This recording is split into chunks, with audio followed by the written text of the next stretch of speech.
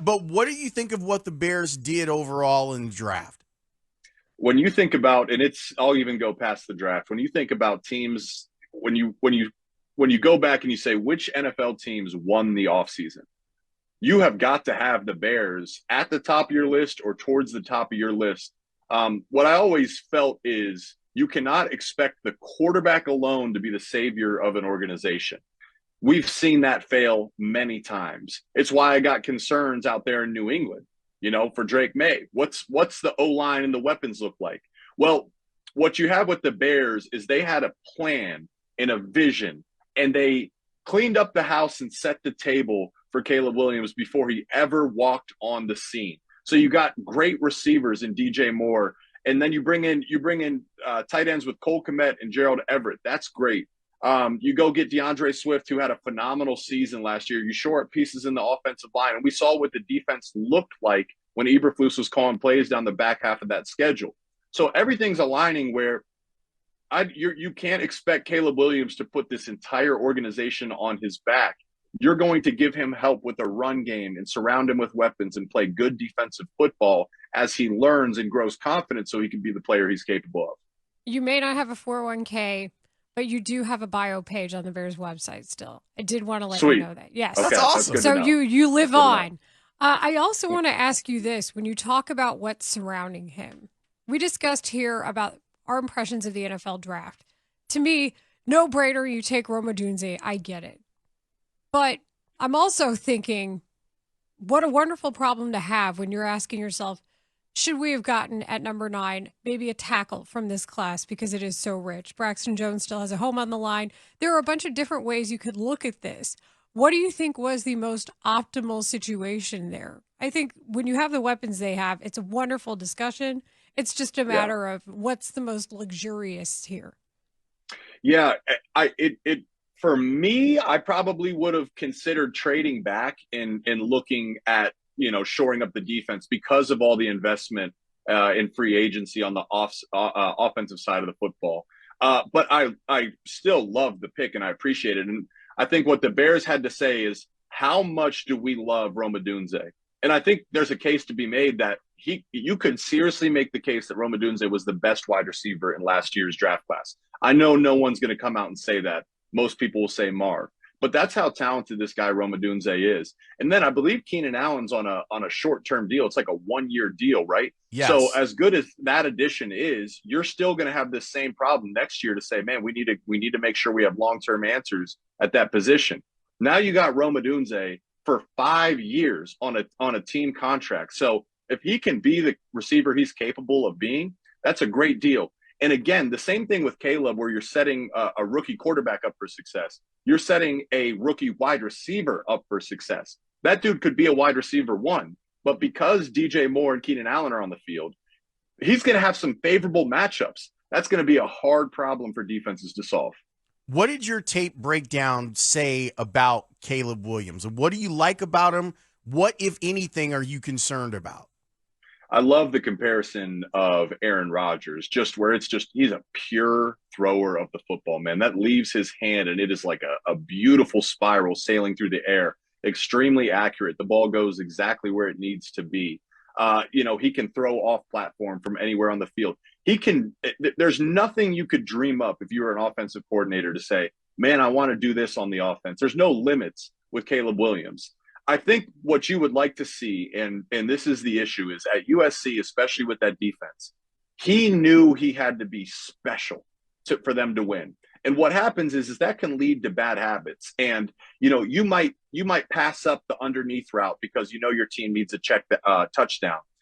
Whereas in the NFL, most games are close going into that fourth quarter. And it's a game of chess. And the best quarterbacks, Tom Brady, Peyton Manning, even Pat Mahomes has done a great job of this. Early in the game, they play the chess where they take the reads and they let the game come to them, hitting their first read in the underneath routes when it's there. And then they do what makes them special late in the game when the defense adjusts. Caleb didn't show that consistently in college because that's not what was asked of him. But in the NFL, especially with everything they've surrounded him with, the key for him is play within the scheme.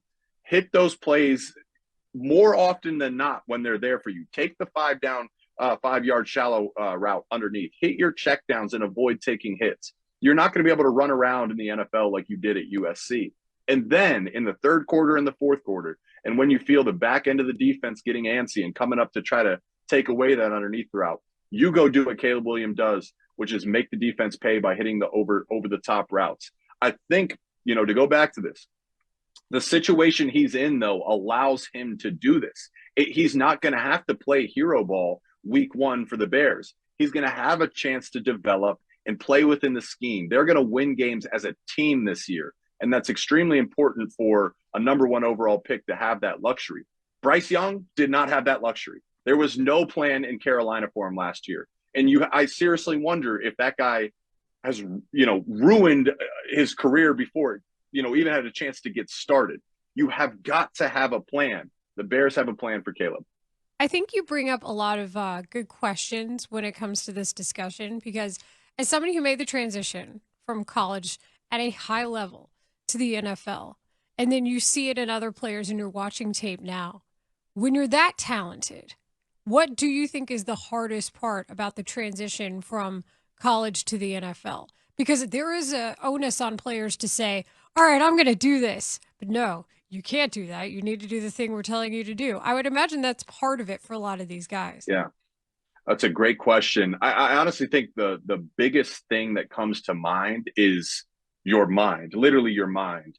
In high school, you're the best player on the field by far. At USC, most games, he's the best player on the field by far. But this is the NFL. And as good as you are, the entire field and sideline is littered with extreme talent.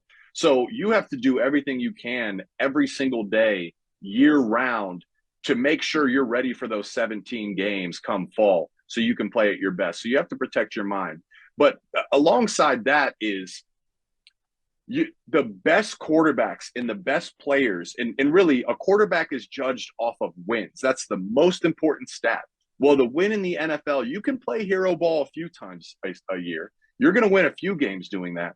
But to win as a quarterback, you have to be surrounded by talent on your team and great coaches, and you have to know how to play within that system. You have to kind of, put some of that hero ball, those heroics off to the side, and be disciplined within the scheme and actually learn to play football. I go back to Pat Mahomes, where, he had an interview going into his 3rd year where he talked about when he came into the NFL, he did not even know what cover 3 was. He did not know how to read a defense.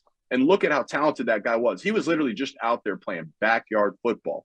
Well, why is he now? Why are we talking about Pat Mahomes as a guy that can pass up Tom Brady? Because that guy is absolutely dialed in on defensive schemes, his offensive attacking philosophy. He understands the mental part of the game. To me, that's the biggest jump. Is talent alone will not win in the NFL. The guys that can play with high football IQ, that's going to be the best separating factor.